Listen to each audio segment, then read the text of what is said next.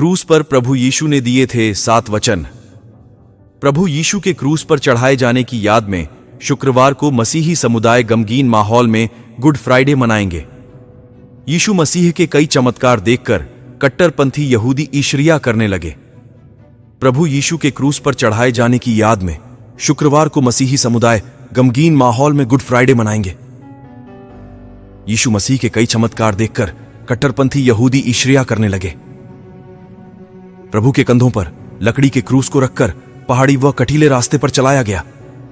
सिर पर कांटों का ताज पहनाया गया। प्रभु के हाथों व पैरों में कीलों को ठोका गया। क्रूस पर 6 घंटे लटकाया गया। इस दौरान प्रभु यीशु ने 7 वचन दिए। पहला है, पिता इन्हें क्षमा कर, क्योंकि ये नहीं जानते कि ये क्या कर रहे हैं। मतलब परमेश्वर ने जगत से ऐसा प्रेम रखा कि उसने अपना इकलौता पुत्र दे दिया, ताकि जो कोई उस पर विश्वास करे वह नाश हो परंतु अनंत जीवन पाए। प्रभु यीशु ने संपूर्ण मानव जाति के उद्धार के लिए क्रूस पर अपनी जान दी। उस समय क्रूस की सबसे बड़ी सजा होती थी। गुनहगार नहीं होने के बावजूद मानव जाति के लिए उन्होंने ये यातना सही। यहां तक उन्होंने सलीब से अपने सताने वालों के लिए प्रार्थना भी की। प्रभु यीशु ने अपने सताने वालों के लिए प्रार्थना करते हुए कहा था कि हे पिता, इन्हें क्षमा कर, क्योंकि ये नहीं जानते कि क्या करते हैं। पहला वचन कहां था? दूसरा, मैं तुझसे सच कहता हूं कि आज ही तू मेरे साथ स्वर्गलोक में होगा। मतलब यह क्रूस पर यीशु की दूसरी वाणी है। यीशु के साथ और 2 अपराधी भी क्रूस पर थे। उनमें से एक ने यीशु की निंदा की। दूसरे ने कहा कि वह अपने अपराध का फल भोग रहा है और यीशु पर विश्वास करते हुए कहा, जब तू अपने राज्य में आए तो मुझे स्मरण करना। इस पर यीशु ने उसे स्वर्गलोक का आश्वासन दिया। हम इससे 2 बातों को देख सकते हैं। 1, अपराधी को उद्धार का आश्वासन देकर यीशु अपनी सामर्थ्य को दर्शाता है। क्रूस पर यीशु अत्यंत पीड़ा, कष्ट और दुख की अवस्था में था। वहां खड़े हुए अधिकारी उसे ताने मार रहे थे। सैनिक उसके पास आकर ठट्ठा करने लगे थे। हम लोग छोटी छोटी बातों से परेशान हो जाते हैं और क्रोध में आकर दूसरों से बिना सोचे दुर्व्यवहार करते हैं, परंतु यीशु ने किसी के साथ कोई दुर्व्यवहार नहीं किया। क्रूस पर अपने पीड़ा के मध्य में उसने एक पश्चातापी अपराधी को अनंत जीवन का आश्वासन दिया। बाहरी रूप से यीशु का लहूलुहान शरीर एक निर्बल व्यक्ति का चित्र था, परंतु उस अपराधी के पापों को क्षमा करके उसे अनंत जीवन का आश्वासन देकर यीशु ने दर्शाया कि वास्तव में वह सामर्थी परमेश्वर है। और प्रकाशित वाक्य 2:7 के अनुसार स्वर्गलोक ऐसा स्थान है जहां जीवन का वृक्ष है, मृत्यु के ऊपर जय है, अनंत जीवन है।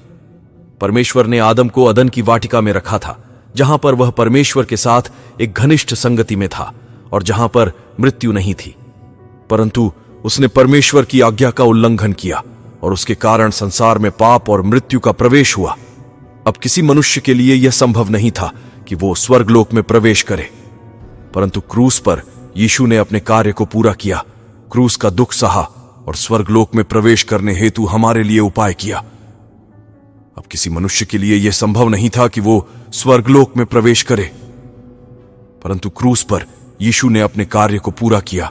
क्रूस का दुख सहा और स्वर्गलोक में प्रवेश करने हेतु हमारे लिए उपाय किया। आज हमारे लिए स्वर्गलोक में प्रवेश करने का मार्ग खोल दिया गया है। यदि उस पश्चातापी अपराधी के समान हम अपने अपराधों को मान लें और यीशु पर विश्वास करें, तो हम भी उस आश्वासन को प्राप्त कर सकते हैं जिसे उस अपराधी ने प्राप्त किया था कि आज ही मेरे साथ स्वर्गलोक में होगा। तीसरा, हे नारी, देख ये तेरा पुत्र है। तब उस चेले से कहा, यह तेरी माता है। यीशु के क्रूस के पास उसकी माता और उसकी माता की बहन मरियम क्लोपास की पत्नी और मरियम मगदलीनी खड़ी थी। यीशु ने अपनी माता और उस चेले को, जिससे वह प्रेम रखता था, पास खड़े देखकर अपनी माता से कहा, हे नारी, देख ये तेरा पुत्र है। तब उस चेले से कहा, ये तेरी माता है, और उसी समय से वह चेला उसे अपने घर ले गया।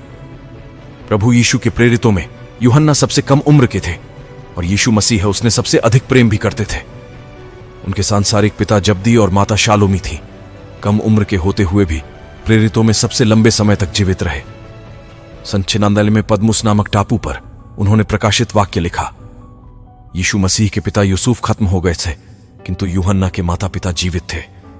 यूहन्ना को माता मरियम को सौंपने के बाद वह उसे अपने साथ उद्धार के घर यानी यूहन्ना के साथ उद्धार पाने के लिए उनके साथ सुसमाचार की सेवा में लग गई, क्योंकि प्रभु यीशु की मां को भी उद्धार की आवश्यकता थी। चौथा, इलोई इलोई लमा शबक्तनी, हे मेरे परमेश्वर, हे मेरे परमेश्वर, तूने मुझे क्यों छोड़ दिया। चौथी वाणी जिसे यीशु ने क्रूस पर कही। लगभग 3:34 तीसरे पहर यीशु ने बड़े शब्द से पुकार कर कहा, इलोई इलोई लमा शबक्तनी, जिसका अर्थ यह है, हे मेरे परमेश्वर, हे मेरे परमेश्वर, तूने मुझे क्यों छोड़ दिया। इस वाणी के द्वारा हम मुख्य 3 बातों को बाइबल के वचनों द्वारा सीखेंगे। 1. परमेश्वर का प्रेम पापी लोगों के लिए। 2. यीशु की आज्ञाकारित और यीशु का पापी लोगों के लिए प्रेम। 3.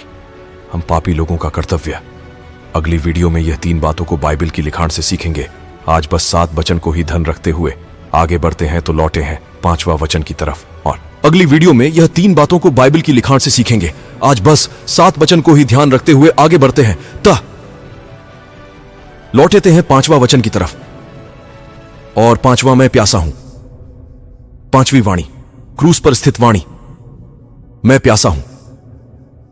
इसके बाद यीशु ने यह जानकर कि अब सब कुछ हो चुका, इसलिए कि पवित्र शास्त्र की बात पूरी हो, कहा, मैं प्यासा हूं।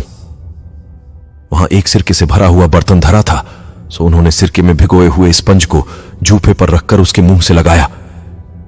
जब यीशु ने वह सिरका लिया तो कहा, पूरा हुआ, और सिर झुकाकर प्राण त्याग दिए। छुटकारे का कार्य पूरा हो चुका। प्रभु यीशु मसीह ने इसलिए कहा क्योंकि वे चाहते थे कि व्यवस्था की भविष्यवाणी पूरी हो, इसलिए उन्होंने कहा कि अब मैं प्यासा हूं। यीशु ने उसको उत्तर दिया कि जो कोई यह जल पिएगा वह फिर प्यासा होगा, परंतु जो कोई उस जल में से पिएगा जो मैं उसे दूंगा वह फिर अनंत काल तक प्यासा ना होगा, वरन जो जल मैं उसे दूंगा वह उसमें एक सोता बन जाएगा जो अनंत जीवन के लिए उमड़ता रहेगा। छठा, पूरा हुआ। जब यीशु ने वह सिरका लिया तो कहा, पूरा हुआ, और उसने सिर झुकाकर प्राण त्याग दिया। क्रूस पर यह यीशु की छठी वाणी है। यीशु ने सिरका लेने के पश्चात इस वाणी को कहा। मूल भाषा में पूरा हुआ शब्द दर्शाता है कि अरण की भरपाई हो गई है। तो क्रूस पर यीशु ने एक लहूलुहान निर्बल अवस्था में किसको चुकाया? उसने यह रण किसके लिए चुकाया? ऐसी अवस्था में तो उसके मुंह से निराशा के शब्द निकालने चाहिए थे, या फिर किसी से सहायता का निवेदन करना चाहिए था।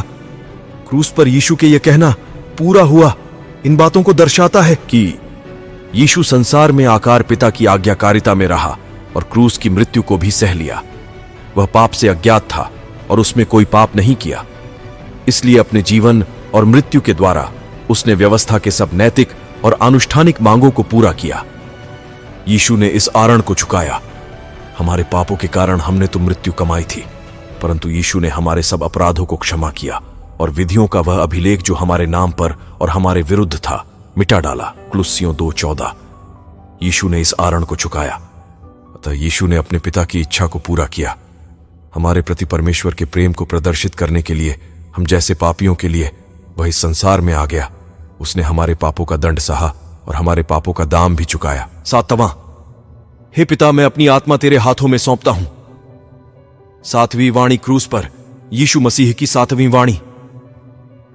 हे पिता, मैं अपनी आत्मा तेरे हाथों, और यीशु ने बड़े शब्द से पुकार कर कहा, हे पिता, मैं अपनी आत्मा तेरे हाथों में सौंपता हूं, और यह कहकर प्राण छोड़ दिए। परमेश्वर ने अपना काम जिसे वह करता था 7वें दिन समाप्त किया, और उसने अपने किए हुए सारे काम से 7वें दिन विश्राम किया। अपनी आत्मा सौंपने का अधिकार किसी को है? यदि कोई मनुष्य अपने आप को यह कहकर कि पिता, मैं अपनी आत्मा आपको सौंपता हूं, और वह आत्महत्या कर ले, तो क्या ऐसा मनुष्य कर सकता है? नहीं सभोपदेशक, जब मिट्टी ज्यों की त्यों मिट्टी में मिल जाएगी और आत्मा परमेश्वर के पास जिसने उसे दिया लौट जाएगी। मैं सदा मुकद्दमा न लड़ता रहूंगा, न सर्वदा क्रोधित रहूंगा, क्योंकि आत्मा मेरे बनाए हुए हैं और जीव मेरे सामने मुंह छिड़त हो जाते हैं। परमेश्वर आत्मा है और उसने मनुष्यों को अपनी आत्मा दिया है। उसे सौंपने का अधिकार मनुष्यों को नहीं है। मैं सौंपता हूं। प्रभु यीशु की क्रूस पर चढ़ते जो वचन दिए हैं हमें जीवन भर याद रखना चाहिए। हर रोज, हर दिन, हर पल उनकी यह सत्य और कठोर वचन हमारे लिए एक प्रतिज्ञा है जो हमें एक करके रखते हैं। यीशु की यह 7 वचन आपको क्या याद दिलाते हैं? कमेंट बॉक्स में शेयर जरूर कर दे कि हम भी जान ले कि आपके मन क्या है आज की वचन सुनकर। तो आज के लिए बस। प्रभु आपको खुश रखे। धन्यवाद। Praise the Lord. Thank you.